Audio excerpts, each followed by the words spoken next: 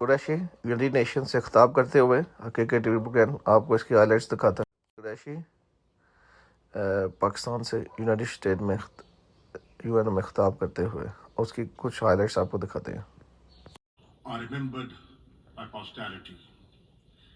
This is one such moment. What we do today or cannot do will be recorded in history. Driven by arrogance and emboldened by impunity, Israel has mounted a relentless onslaught on the occupied and beleaguered people of Palestine. As we speak, children, women, and men in Palestine are being killed with impunity. In 1 week of Israeli attacks, over 250 Palestinians have been killed and thousands injured. 1/3 are women and children. Death echoes in every home in Gaza. The Israeli airstrikes are responsible for the taking of every single life of the Abu Hattab family.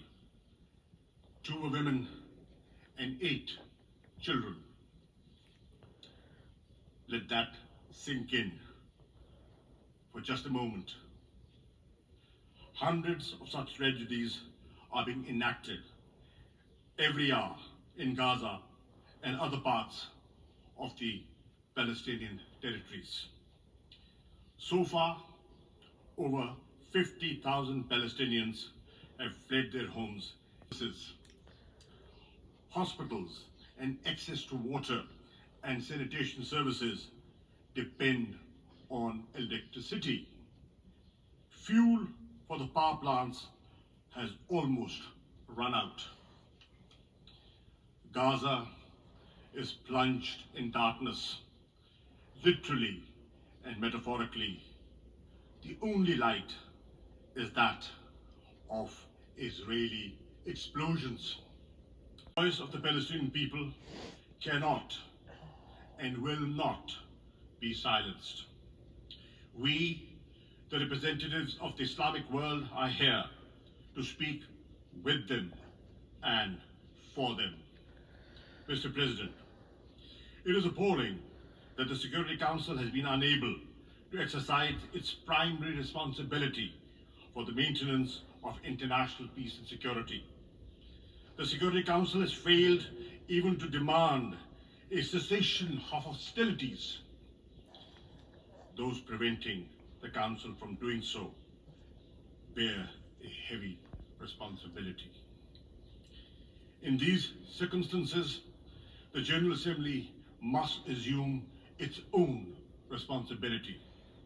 We must not fail the Palestinian people at this critical juncture.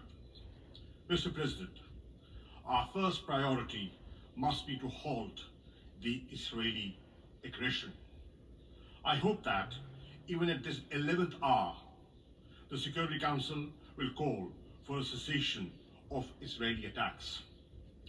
If it fails to do so, the General Assembly must make this demand on behalf of an occupied Palestinian people who have no army, no navy, no air force, and the Israeli war machine, one of the most powerful in the world.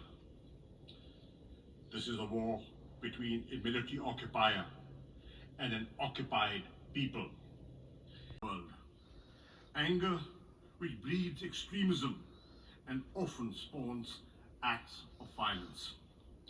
A just solution for Palestine is imperative for the maintenance of regional and global peace and security.